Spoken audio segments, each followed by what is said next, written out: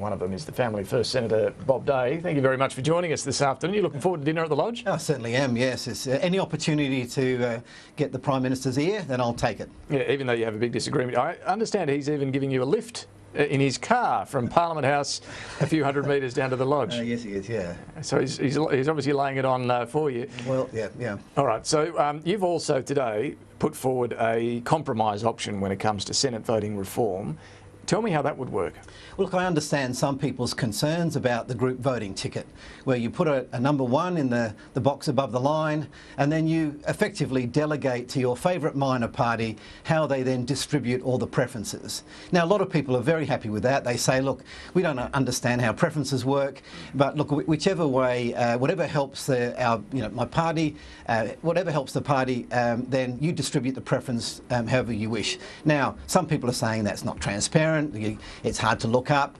And you end up with someone who's at the other end of the spectrum? Some have said that. Now, the alternative is to go and vote below the line, but who wants to fill in 147 boxes below the line?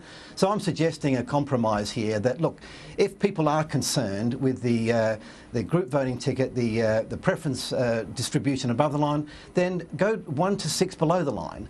Let's allow voters the option then to mark from 1 to 6 below the line in a half Senate or 1 to 12 in a double dissolution. Would you still have under your plan above the line voting at all?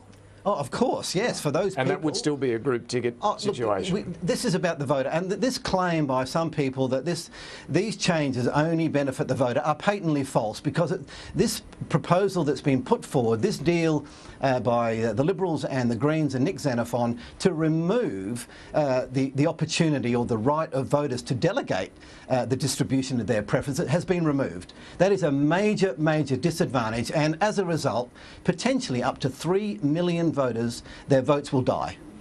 Well, I might come back to that, Sure. but just sticking with your plan, you would still vote just 1 above the line. If you wish to, yes. And the party would then decide where those preferences go.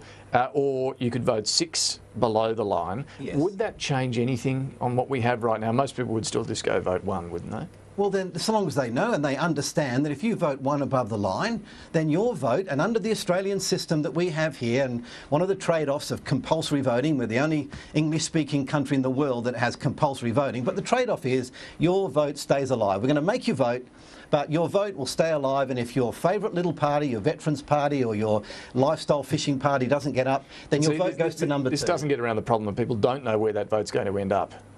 Well, they can look it up. Everybody has a computer these days. Nobody does that. Well, if they don't do that and they're unhappy with that, or they're concerned about that, they can then vote under my proposal. They can vote below the line, just 1 to 6, nice and easy. But do you concede, as critics say, people are gaming the system right now through these hidden preference deals that no one looks up? To ensure that someone on a tiny vote actually wins a seat? I don't accept that at all. They're not gaming the system at all. As I say, under Australia's system, your vote stays alive, so that every vote counts, and they all add up. And if you receive more preferences than somebody else, then it's only right that you should get elected before somebody else. No problem at all. This idea that your vote dies under the government's plans. Yes. We do have optional preferential voting in New South Wales, in Queensland as well. Is this a concern for you that votes die there? Of course it is. They just exhaust. They just go nowhere. It's essentially a first past the post system.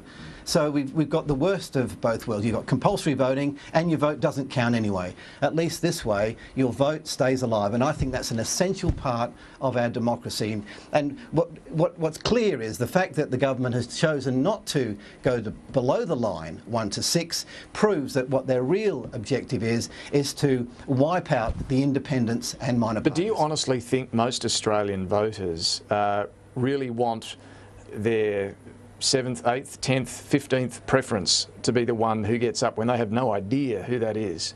Well, if that is a concern, and I hear that, if it's a concern, then they can vote now below the line 1 to 6. But under the government's plan, they could vote 1 to 6 above the line, or they could just vote 1. Most Australians probably wouldn't have any clue who their 10th preference should be and whether they should actually win the seat. Well, there's the alternative. Those who wish to delegate, what I'm saying is, under the government's plan, you have no right to delegate the distribution. None at all. What I'm saying is, you can still vote below the line. What, 1 to 150 candidates? If you want, at least you know where they're going. But they're saying that the option, if you don't want to distribute your preferences, you can go below the line. Or 1 to 6 above the line. That's 6 preferences. Well, I'm saying go 1 to 6 below the line, or 1 above the line. Let's make it easy. Give the voter the choice. At the moment, what the government is proposing, in cahoots with the Greens and Nick Xenophon, is that your vote dies, and those 3 million votes, up to 3 million votes. I mean, look, on my own, I'm a nobody, but I was part of a group of 79 independent and minor parties who attracted 3 million votes, and 6 of us were elected. If this goes through with the government, the Greens, Nick Xenophon, what will you do? There's been talk about targeting marginal government seats with parties like your own. Is that something you're contemplating? Well, up until now, these 79 independents and minor parties have all had that hope that perhaps they could be the one that would be elected. And they've concentrated their efforts on trying to win. If that's removed now, what happens to their energies? They can now concentrate on... What will you do? Well, we'll have to see how it goes next week and see how, once all this unfolds and the government realise the potential unintended consequences. Bear in mind... If they don't back down, will you, in the meantime, boycott other legislation? Well, let's wait and see. I have examined every piece of legislation for 2 years purely on principle. Have not done any horse trading, and purely on principle. But on Monday there was a big cloud. The government threw principle out the window on Monday, and I just became collateral damage, as it were. And this has dominated all these debates. Surely you should still deal with individual pieces of legislation on their merits, regardless of what it means for your political future or that of others. Yeah, but I've also been elected by, again, 3 million voters selected one of those minor parties, and they're going to be disenfranchised. What do I now do? How do I now truly represent those 3 million voters who voted for minor parties, who were disaffected, disillusioned, disenchanted? Do I abandon them now and say, OK, sorry about that, I just need to look at legislation?